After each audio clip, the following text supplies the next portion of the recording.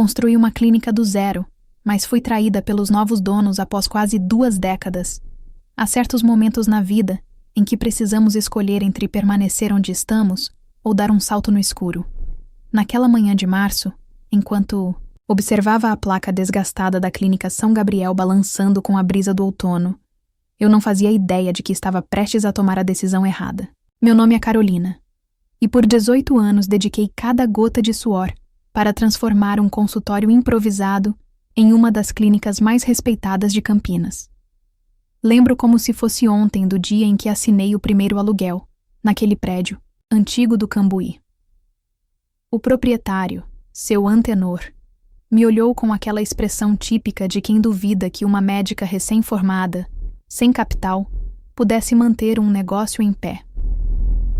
A senhora tem certeza, doutora? Esse bairro não é barato. Não, ele disse coçando a cabeça grisalha. Eu tinha certeza. Na verdade, era a única coisa da qual eu tinha certeza naquela época. Vendi meu carro, peguei empréstimo com meu pai, que ele insistia em chamar de investimento, e mobiliei o consultório com móveis de segunda mão.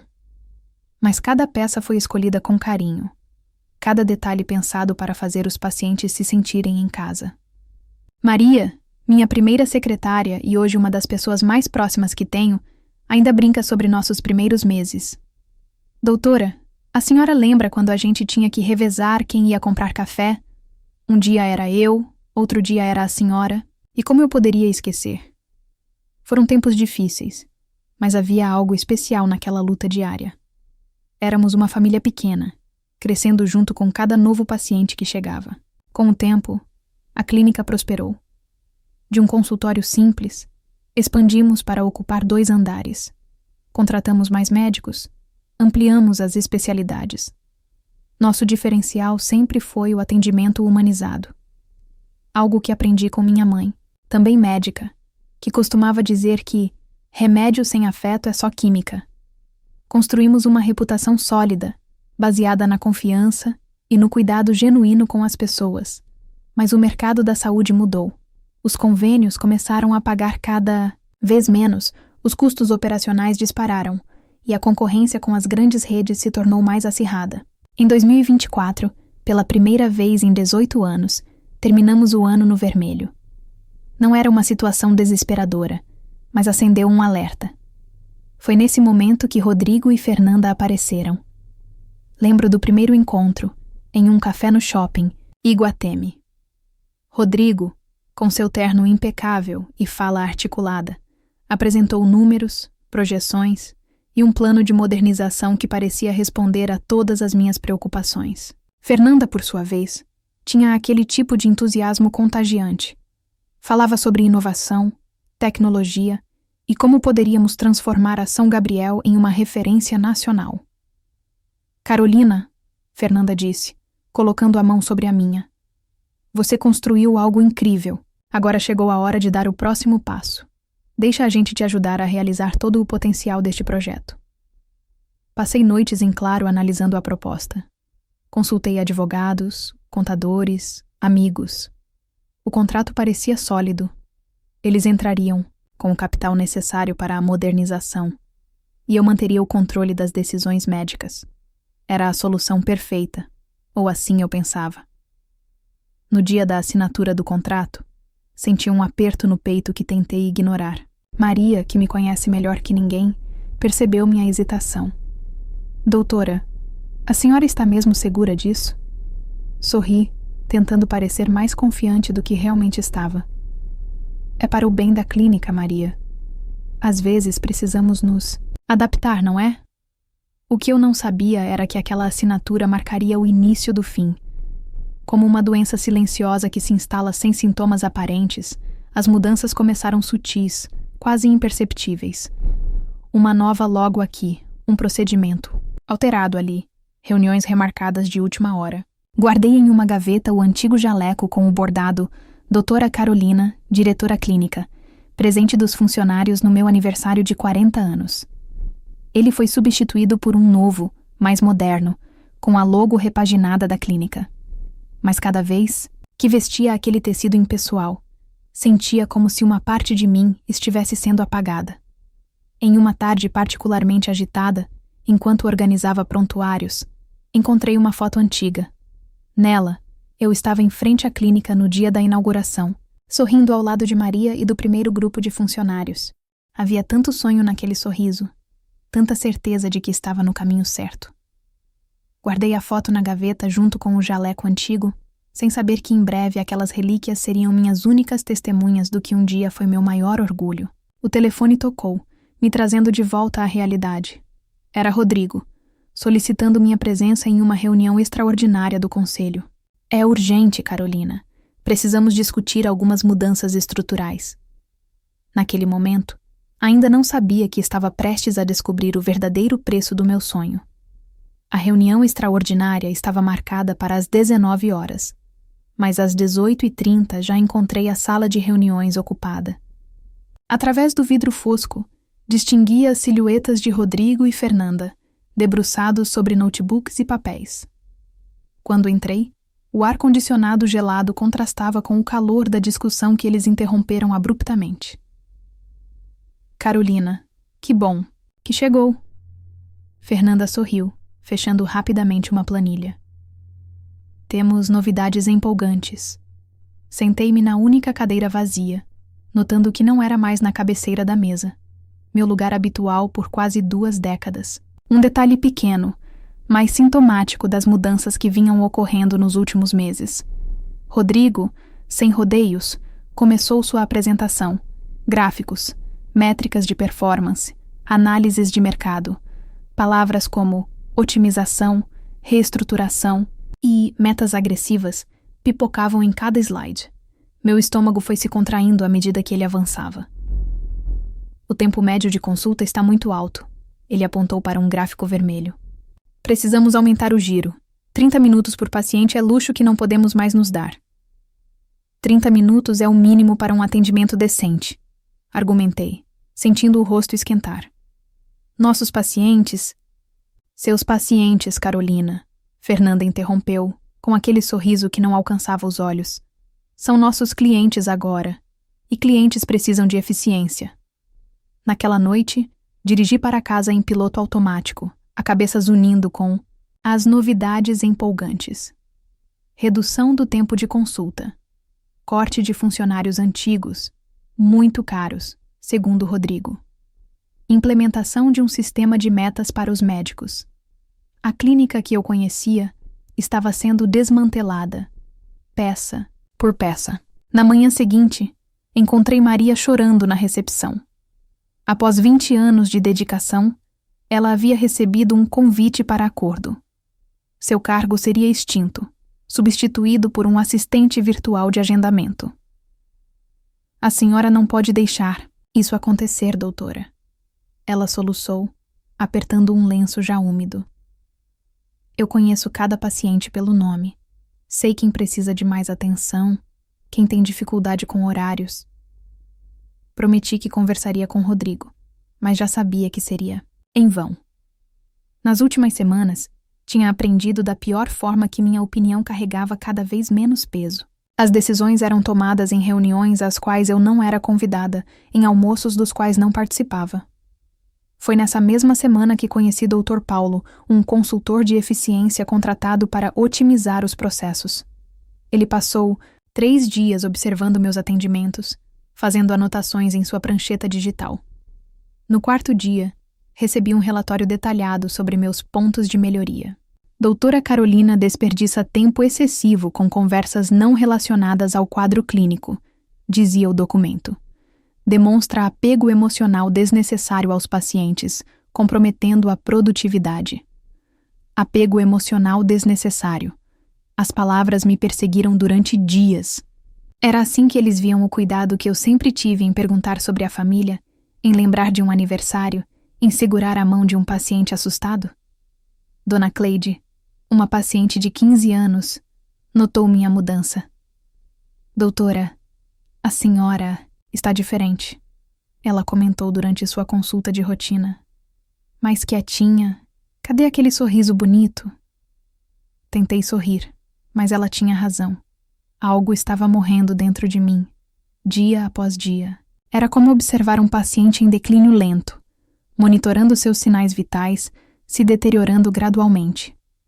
O golpe mais duro veio numa terça-feira chuvosa.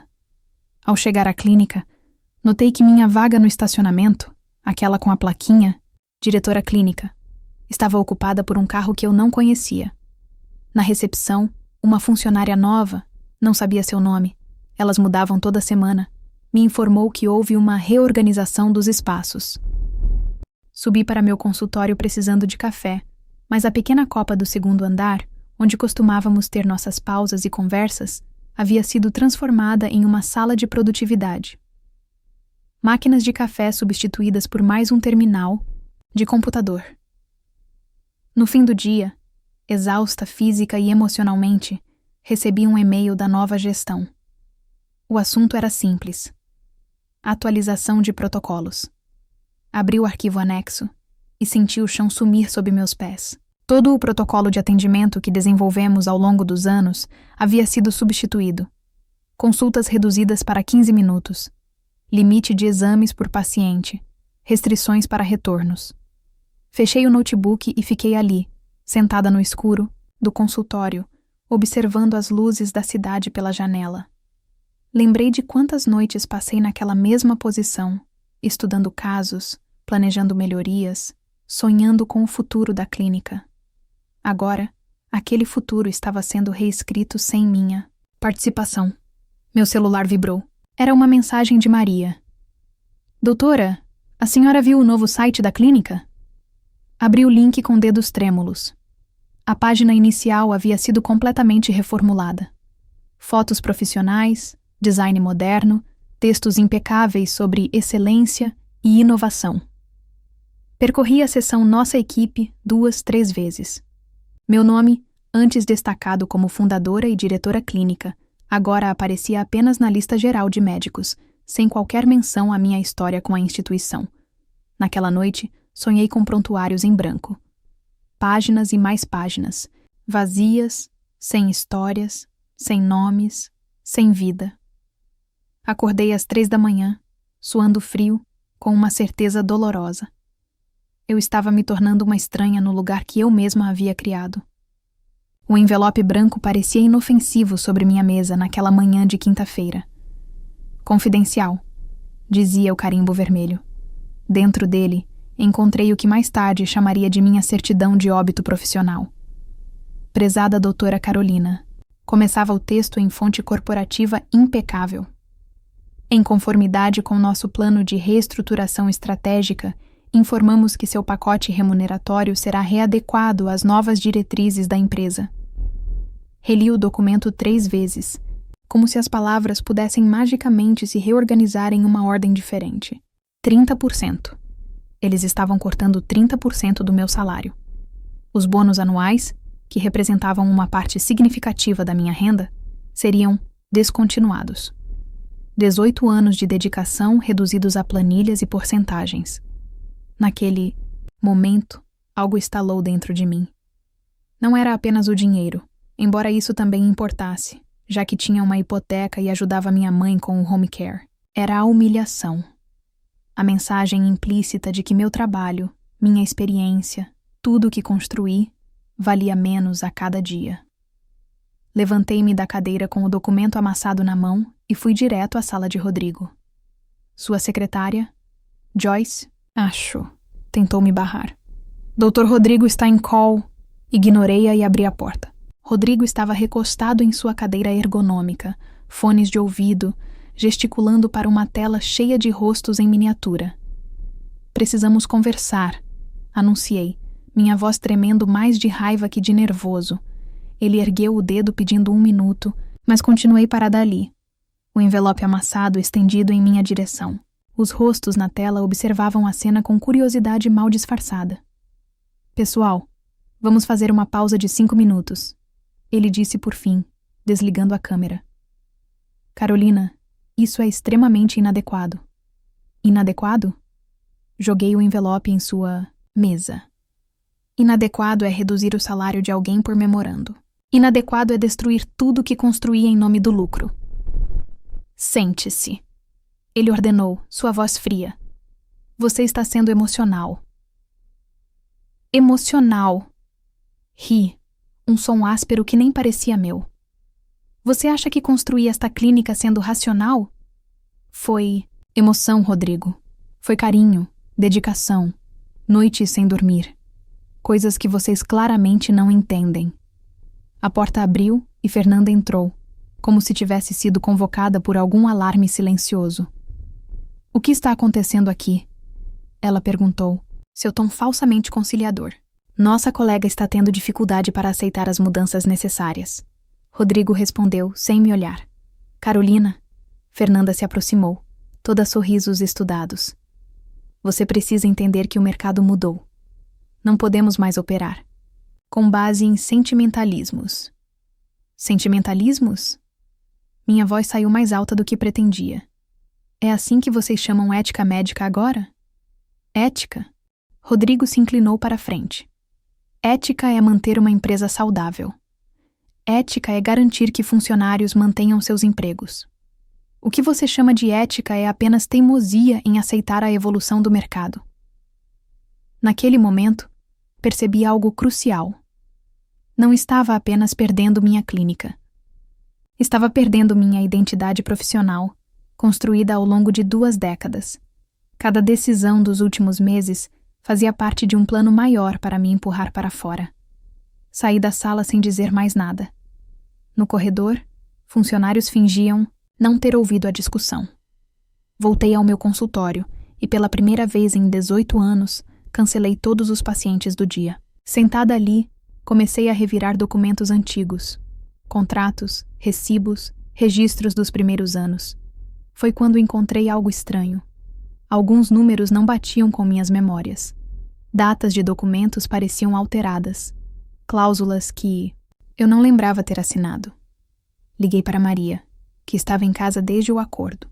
Maria, preciso que você verifique uma coisa nos arquivos antigos. Doutora, ela interrompeu, a voz tensa. A senhora não vai acreditar. Minha filha trabalha numa gráfica, sabe? Ela me contou que a clínica encomendou material novo. Todo novo. E sabe o que mais? Sem seu nome em lugar nenhum. Meu coração falhou uma batida. Era isso. Estavam me apagando sistematicamente, como um tumor que precisava ser removido. Naquela tarde, recebi 3 mensagens de pacientes antigos, todos perguntando sobre os novos procedimentos. Senhora Amélia, 72 anos, diabética, minha paciente há 15 anos, estava chorando ao telefone porque disseram que seu plano de acompanhamento seria otimizado. Doutora, eles falaram que agora é só teleconsulta. Como vou mostrar meu pé diabético por vídeo? Desliguei o telefone e fiquei olhando pela janela, observando o movimento da rua. Do outro lado, no prédio espelhado, vi meu reflexo distorcido. Uma mulher de jaleco branco, parecendo menor e mais frágil do que nunca. Abri a gaveta e peguei o jaleco antigo, aquele com meu nome bordado. Vesti-o por cima do novo, sentindo o tecido familiar contra minha pele. No bolso, encontrei um cartão antigo de uma paciente. Obrigada por salvar minha vida, doutora Carolina. Foi então que tomei minha decisão. Abri o notebook e comecei a digitar um e-mail para meu antigo advogado, Dr. Roberto. O assunto era simples. Urgente. Análise de contrato. Enquanto esperava sua resposta, organizei metodicamente cada documento, cada registro, cada pequena evidência do que estava acontecendo. Como médica, aprendi que para tratar uma doença, primeiro é preciso documentar todos os sintomas. O sol já estava se pondo quando recebi a resposta do Dr. Roberto. Carolina, precisamos conversar pessoalmente. Há irregularidades sérias nesses documentos. Guardei o jaleco antigo de volta na gaveta, mas desta vez não como uma relíquia do passado. Agora, ele era um lembrete do que eu estava prestes a defender. Olhei uma última vez para a foto da inauguração da clínica, ainda sobre minha mesa. No verso, havia uma frase que eu mesma escrevera há 18 anos. Hoje começa um sonho. Bem, se eles queriam guerra, estavam prestes a descobrir que alguns sonhos têm garras. O escritório do Dr. Roberto, no centro de Campinas, Ainda mantinha aquele ar antiquado que eu me lembrava. Estantes de livros jurídicos até o teto, uma máquina de café antiga no canto e o cheiro característico de papel e tempo.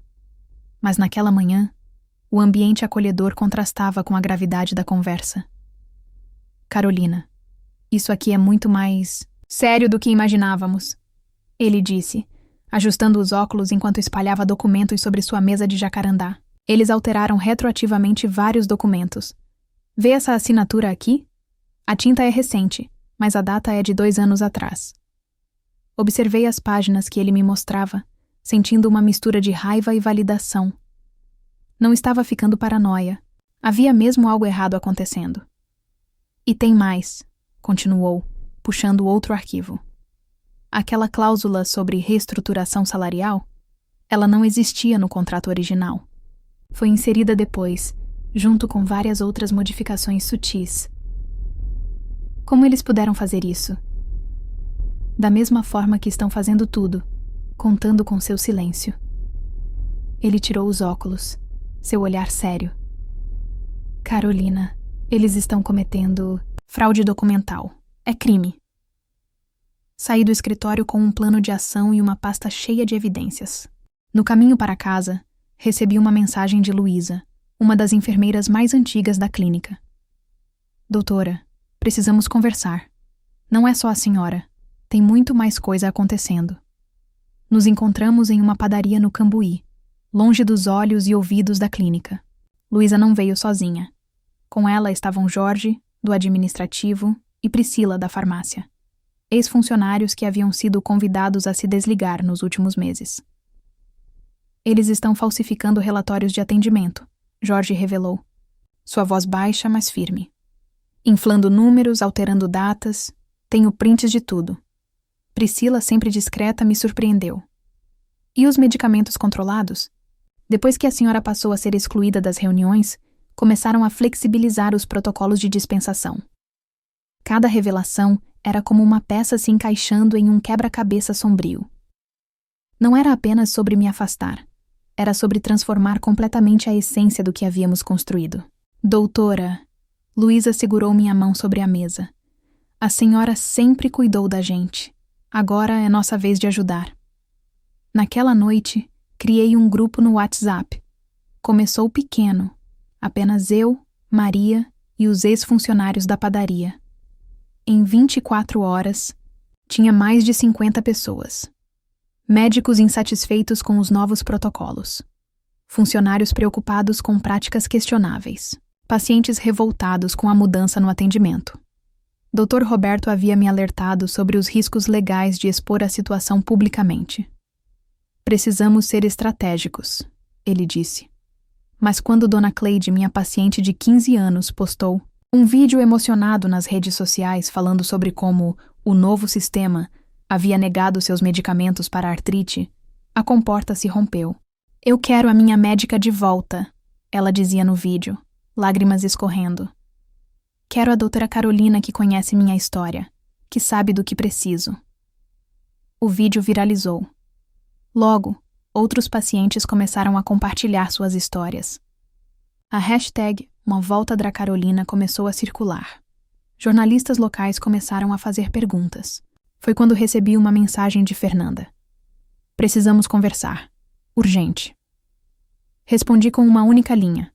Qualquer comunicação através do meu advogado. A resposta veio em forma de e-mail corporativo. Uma intimação para uma reunião extraordinária. Do conselho. O tom era ameaçador. Sua ausência será considerada abandono de função. Compareci à reunião, mas não sozinha. Dr. Roberto estava ao meu lado, pasta de documentos em mãos. A expressão de Rodrigo ao nos ver entrar não tinha preço. Isso é uma reunião privada, ele tentou barrar. Considerando as acusações de fraude documental que pretendemos apresentar, Dr. Roberto respondeu calmamente. Acredito que minha presença seja mais que apropriada. O que se seguiu foi uma das horas mais intensas da minha vida. Cada documento fraudado foi exposto. Cada irregularidade confrontada. Fernanda perdeu seu sorriso ensaiado. Rodrigo começou a suar. Vocês têm 2 opções. Dr. Roberto concluiu. Podemos resolver isso civilizadamente, com um acordo justo, ou podemos deixar que o Conselho Regional de Medicina e a polícia decidam. Saí daquela sala sentindo algo que não sentia há meses. Força. No estacionamento, encontrei um grupo de pacientes me esperando. Dona Amélia estava lá, com seu andador. Senhora Conceição, que eu tratava há década, até o seu antenor, meu primeiro locador, tinha aparecido.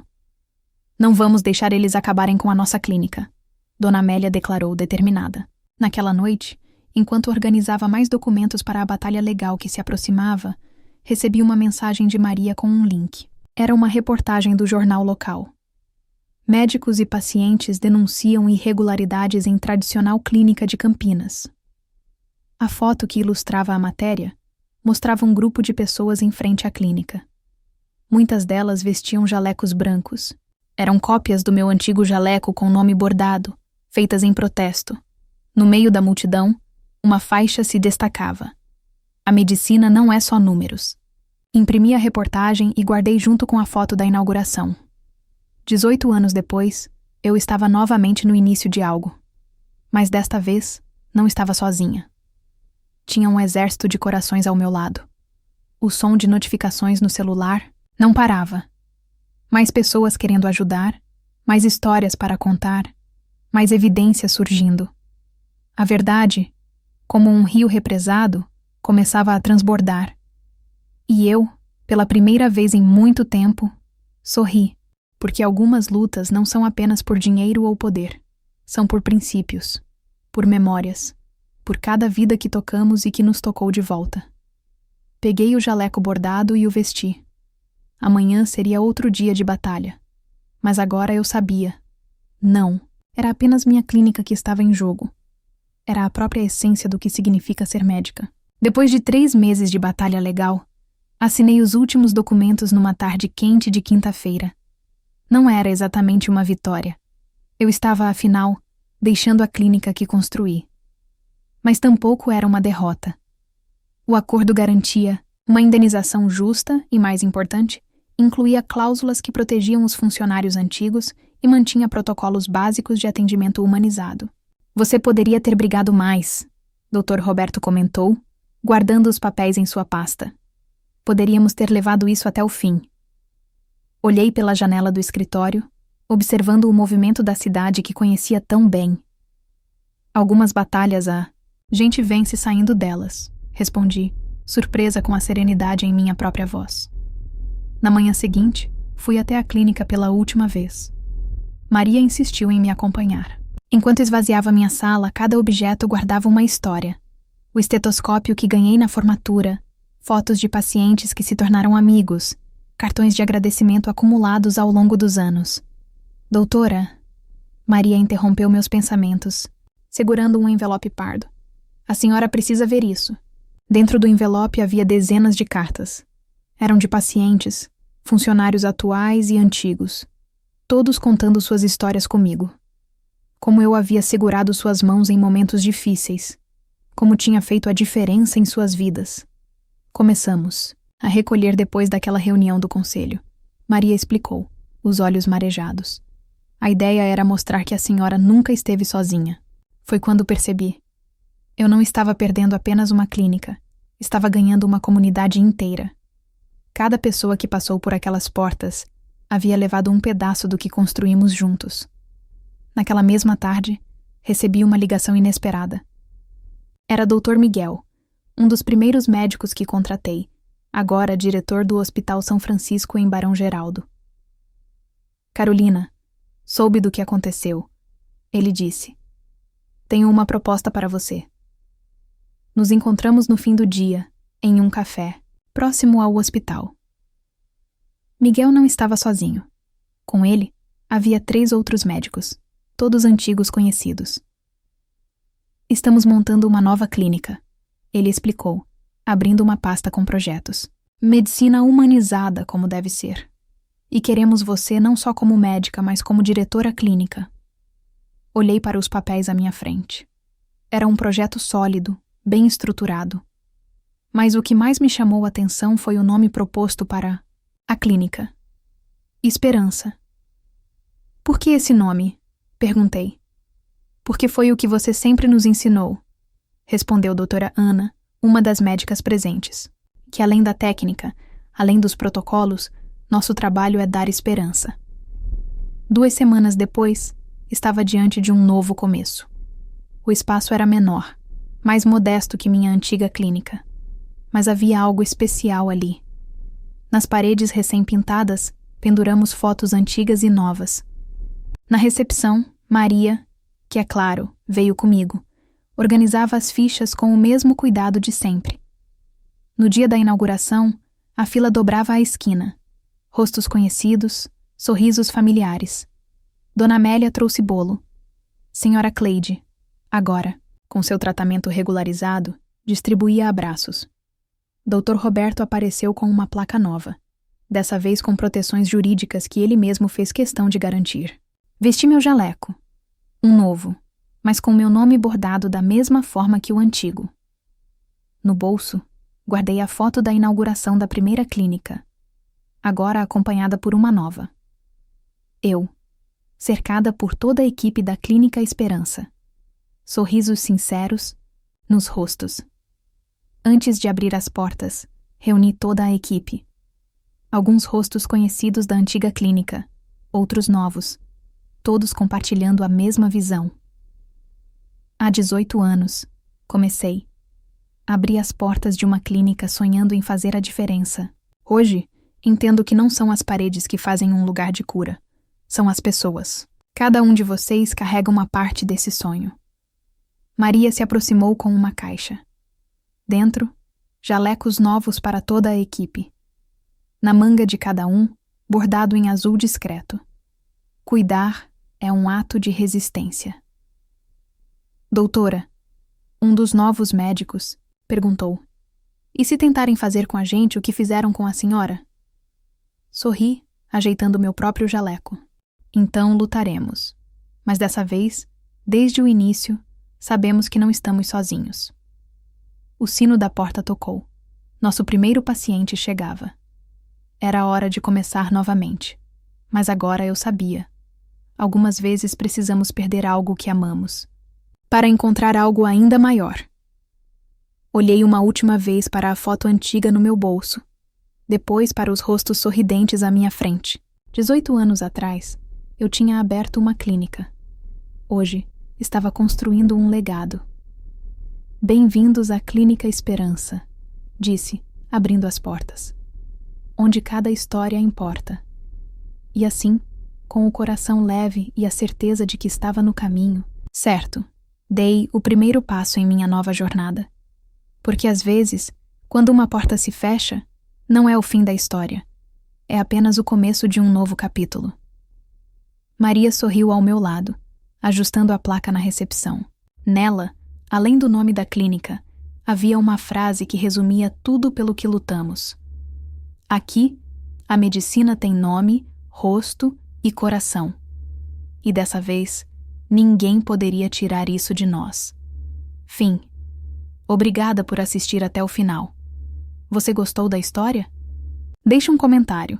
Quero saber o que você achou. Não se esqueça de deixar seu like e se inscrever agora para receber mais relatos emocionantes que você não vai querer perder. Ative o sino para ser notificado sempre que um novo vídeo for lançado. Vejo você na próxima história. Muito obrigada.